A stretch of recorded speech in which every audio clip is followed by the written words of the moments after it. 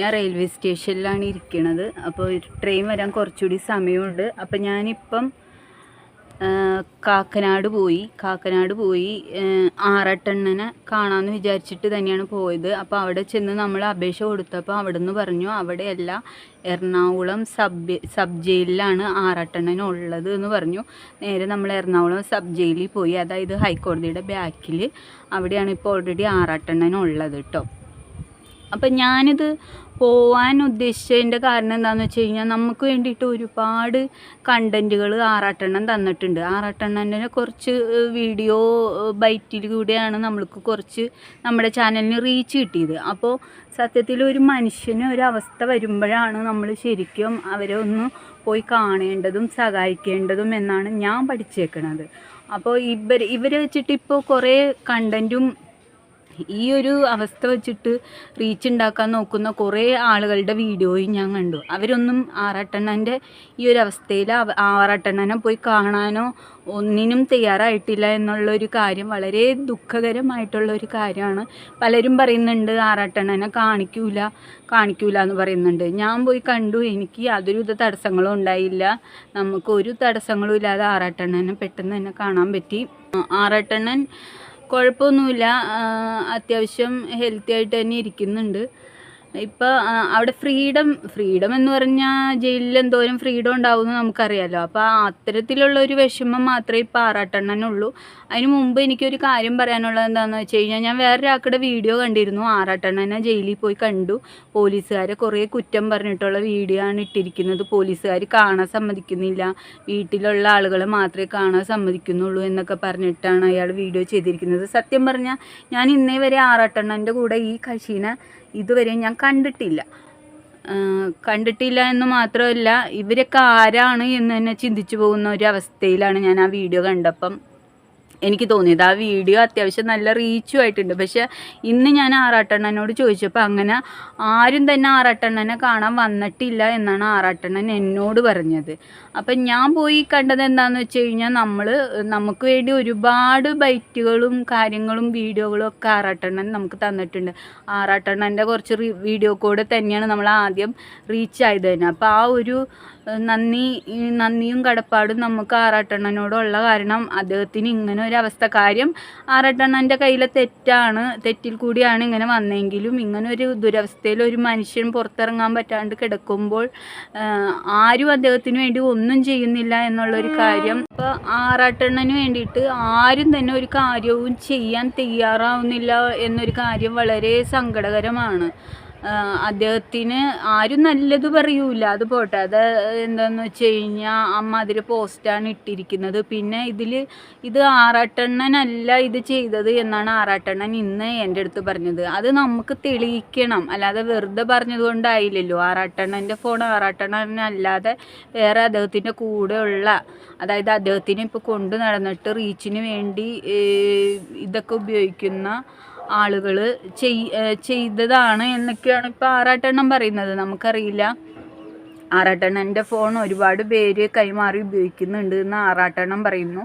എന്ത് തന്നെയായാലും ആറാട്ടെണ്ണൻ്റെ പിടിപ്പുകേടാണ് ഇത് എന്നാണ് എനിക്ക് പറയാനുള്ളത്. നമ്മുടേതായിട്ടുള്ള, പ്രത്യേകിച്ചും ഈ ആറാട്ടെണ്ണൻ ഒരു സോഷ്യൽ മീഡിയ ഇൻഫ്ലുവൻസറായിട്ട് ഇത്രയും ഫോളോവേഴ്സുള്ള ഒരു ആള്, അത്യാവശ്യം വൈറലായ ഒരാൾ ഇത്തരത്തിൽ സമൂഹത്തിൽ ഇങ്ങനെ അദ്ദേഹം പോസ്റ്റ് ഇടാനും കാര്യങ്ങൾക്കൊക്കെ ഉപയോഗിക്കുന്ന ഫോൺ മറ്റൊരാൾ ഉപയോഗിക്കുന്നു എന്ന് പറയുമ്പോൾ അത് വളരെ തെറ്റാണ്. അത് ആറാട്ടെണ്ണനാണ് ശ്രദ്ധിക്കേണ്ടത്.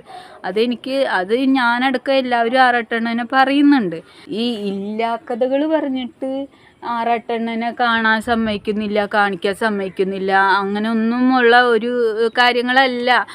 പക്ഷേ എന്തിനു വേണ്ടി ഇത്രയും ദിവസം ഇദ്ദേഹത്തിന് ഉള്ളിൽ കിടക്കേണ്ട വന്നു എന്നുള്ളൊരു കാര്യമാണ് എനിക്ക് വളരെ എന്താ പറയുക, വേദനാജനകമായിട്ടുള്ളൊരു കാര്യം.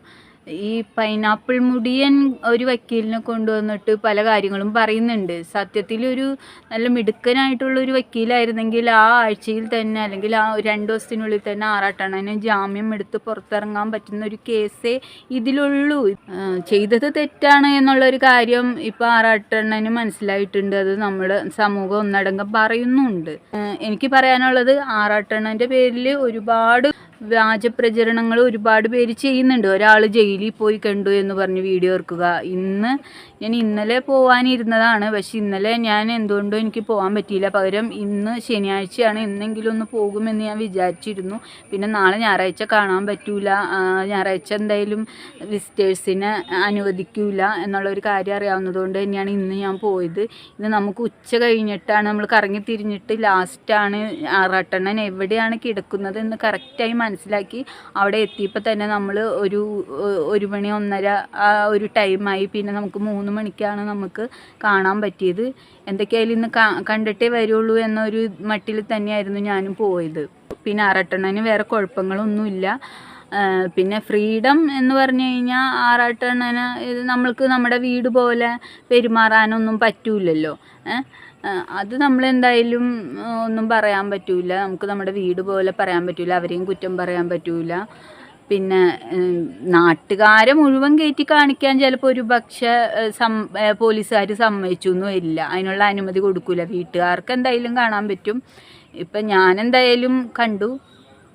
അപ്പോൾ ഇല്ലാ കഥ പറഞ്ഞിട്ട് കണ്ടു എന്ന് പറഞ്ഞിട്ട് വീഡിയോ ഇടുന്ന റീച്ചിന് വേണ്ടി ഈ ഒരാളുടെ ദുരവസ്ഥയിലല്ല ശരിക്കും എന്താ പറയുക, ആളുടെ അപ്പോഴത്തെ അവസ്ഥ തിന്ന് ജീവിക്കുന്ന ആളുകൾ എന്നേ ഞാൻ പറയുള്ളൂ. ഒരാൾക്ക് ഇത്തരത്തിൽ ഒരാളകത്ത് കിടക്കുകയാണ്, എന്നിട്ട് അകത്ത് കിടക്കുന്ന ആളെ വെച്ചിട്ട് റീച്ച് ഉണ്ടാക്കുന്ന ആളുകളെ ഞാൻ എന്താണ് പറയേണ്ടത് എന്ന കാര്യത്തിൽ എനിക്ക് എന്നെ അറിഞ്ഞുകൂടാ. അത്രയ്ക്കും മോശമായിട്ടുള്ള കാര്യങ്ങളാണ് ഇവിടെ സംഭവിക്കുന്നത്.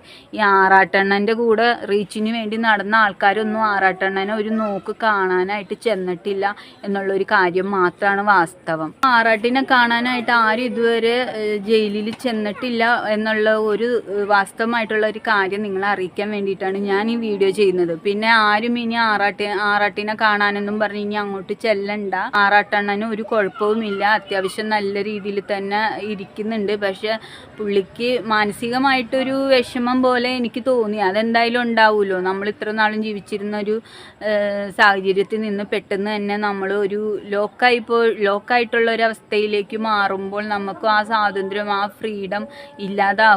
അതെന്തായാലും ആറാട്ടണ്ണൻ അനുഭവിക്കുന്നുണ്ട്.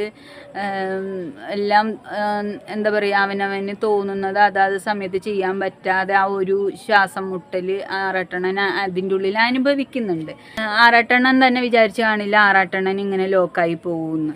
എന്ത് തന്നെയായാലും ഇനിയിപ്പോൾ ആരും കാണാനെന്ന് പറഞ്ഞ പേരും പറഞ്ഞിട്ട് ഇനി അങ്ങോട്ട് ചെല്ലണ്ട. ഇന്നിപ്പം ശനിയാഴ്ച, ഞായർ, തിങ്കൾ 2 ദിവസം കൂടി കഴിഞ്ഞ് ചൊവ്വാഴ്ച ചിലപ്പോൾ ആറാട്ടണ്ണന് ജാമ്യം കിട്ടാൻ ചാൻസ് ഉണ്ട്.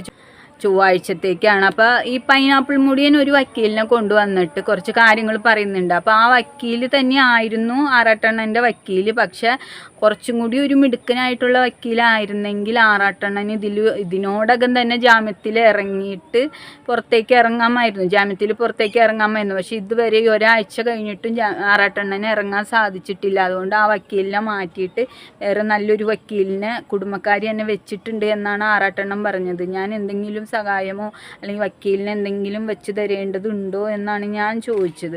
അപ്പോൾ യാതൊന്നും വേണ്ട, എല്ലാം ഏർപ്പാടാക്കിയിട്ടുണ്ട്. മുന്നത്തെ വക്കീലിനെ മാറ്റി, അത് ആ പൈനാപ്പിൾ മുടിയൻ കൊണ്ടുവന്ന വക്കീലായിരുന്നു, ആ വക്കീലിനെ മാറ്റിയിട്ടുണ്ട് എന്നാണ് ആറാട്ടണ്ണൻ എൻ്റെ അടുത്ത് പറഞ്ഞത്. വക്കീൽ മാറിയ സ്ഥിതിക്ക് മിക്കവാറും എന്തായാലും ചൊവ്വാഴ്ച പുറത്തിറങ്ങാൻ സാധിക്കും എന്ന് പ്രതീക്ഷിക്കുന്നു. കോടതിയുടെ ഒരു ദയം കൂടി ഉണ്ടെങ്കിൽ എന്തായാലും ആറാട്ടണ്ണന് പുറത്തിറങ്ങാൻ സാധിക്കും. സത്യം പറഞ്ഞ ആളൊരു ആരെയും ഉപദ്രവിക്കാത്ത ഒരു നിരുപദ്രവ ജീവിയാണെങ്കിലും ചില സാഹചര്യങ്ങളിൽ എന്താ പറയുക, ഒരു സമയദോഷം എന്നല്ലാതെ ഇതിനൊക്കെ എന്ത് പറയാനാ. ഇത്തരത്തിലുള്ള പോസ്റ്റ് ഇടാനും അങ്ങനെ തോന്നുകയും ഒക്കെ ചെയ്യുമ്പോൾ ഇതുപോലുള്ള ശിക്ഷകളും കാര്യങ്ങളും കിട്ടും എന്നുള്ളൊരു കാര്യം നമുക്ക് എല്ലാവരുടെയും ഒരു ഓർമ്മയിൽ ഇത് ഇരിക്കണം. എല്ലാവർക്കും ഇതൊരു പാഠമാകട്ടെ എന്ന് തന്നെയാണ് എനിക്ക് പറയാനുള്ളത്.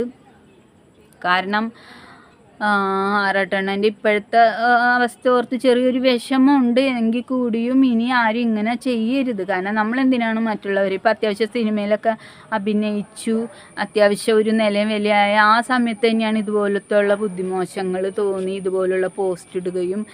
വീഡിയോ ഇട്ടാൽ പോലും ഇത്രയും കുഴപ്പമില്ല എന്ന് എനിക്ക് തോന്നുന്നു. പോസ്റ്റ് ഇടുമ്പോൾ എല്ലാവരും ഒരു കാര്യം ശ്രദ്ധിക്കണം. പോസ്റ്റിൽ നമ്മൾ ആവശ്യത്തിന് മാത്രമുള്ള, അതായത് മറ്റുള്ളവരുടെ മനസ്സിനെ വിഷമിപ്പിക്കുക ചെയ്യാത്ത രീതിയിലുള്ള പോസ്റ്റുകൾ നമ്മൾ ഇടുക. ഇത്തരത്തിലുള്ള പോസ്റ്റുകൾ ആരും ഇങ്ങനെ ഇടരുത് എന്നൊരു അപേക്ഷ കൂടി എനിക്കുണ്ട്. അപ്പോൾ ആറാട്ടണ്ണന് മിക്കവാറും ചൊവ്വാഴ്ച വക്കീൽ മാറിയ സ്ഥിതിക്ക് എന്തായാലും പുറത്തിറങ്ങാൻ പറ്റും. ആറാട്ടണ്ണനെ ഞാൻ നേരിട്ട് കണ്ടു, സംസാരിച്ചു. ഏകദേശം ഒരു 5 മിനിറ്റോളം സംസാരിച്ചിട്ട് തന്നെയാണ് വരുന്നത്. എന്തൊക്കെയായാലും വലിയ കുഴപ്പങ്ങളില്ല. മാനസികമായിട്ടുള്ള കുറച്ച് വിഷമങ്ങളുണ്ട്. പിന്നെ പെട്ടെന്ന് സ്വാതന്ത്ര്യത്തിൽ നിന്ന് ഒരു ലോക്കായ ഒരു സിറ്റുവേഷനിലേക്ക് പോകുമ്പോൾ അത് അങ്ങനെ തന്നെ ആയിരിക്കുമല്ലോ. അതെന്തായാലും നമുക്കതിലുണ്ടാകും. ഇതെന്തായാലും ഒരു ജീവിതത്തിലെ ഒരു വേറിട്ട ഒരു അനുഭവമായിരിക്കട്ടെ എന്ന് വിചാരിക്കുന്നു. കാരണം ഈ ഒരു സാഹചര്യത്തിൽ നിന്ന് പല പാഠങ്ങളും ഇനിയും പഠിക്കാനുണ്ട്. അപ്പോൾ ഇനിയും ഇതുപോലുള്ള കാര്യങ്ങളൊക്കെ മനസ്സിലാക്കി പെരുമാറി നല്ല രീതിക്ക് നടക്കുമെന്ന് തന്നെയാണ് വിശ്വസിക്കുന്നത്. അങ്ങനെ ആവട്ടെ എന്ന് തന്നെ വിചാരിക്കുന്നു. ആറാട്ടണ്ണൻ്റെ വീഡിയോ എടുക്കാനും കാര്യങ്ങൾക്കും ഒക്കെ ഞാൻ പോയിട്ടുള്ളതാണ്. ഇന്നേ വരെ ഞാൻ ആറാട്ടണ്ണൻ്റെ കൂടെ ഈ ഒരു തടിയനായിട്ടുള്ള ഈ ഒരു മനുഷ്യനെ ഞാൻ കണ്ടിട്ടില്ല. ഏകദേശം ഇപ്പം ആ ഒരു വീഡിയോ കൊണ്ട് അത്യാവശ്യം റീച്ചും കാര്യങ്ങളും ഒക്കെ അദ്ദേഹം ഉണ്ടാക്കി. പക്ഷെ അദ്ദേഹം പറയുന്നത് ശുദ്ധമായ നുണയാണ്. ആറാട്ടണ്ണനെ അങ്ങനെ ആരും കാണാൻ ചെന്നിട്ടില്ല. പിന്നെ പോലീസുകാരെ കുറ്റം പറയുന്നുണ്ട്.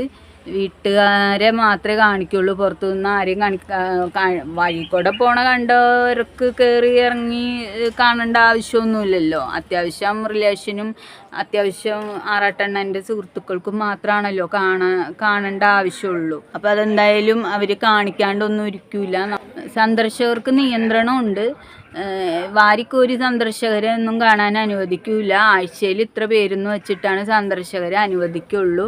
അങ്ങനെ ഇപ്പം ഇന്ന് ഞാൻ ചെന്നു, ഇന്ന് എനിക്ക് കാണാൻ പറ്റി. ഇനിയിപ്പം നിങ്ങൾ ആരും കാണാൻ പോകേണ്ട ആവശ്യമില്ല എന്ന് തന്നെയാണ് എനിക്ക് പറയാനുള്ളത്. എന്തായാലും ചൊവ്വാഴ്ച വക്കീൽ മാറിയ സ്ഥിതിക്ക് അണ്ണം പുറത്തിറങ്ങാതിരിക്കില്ല.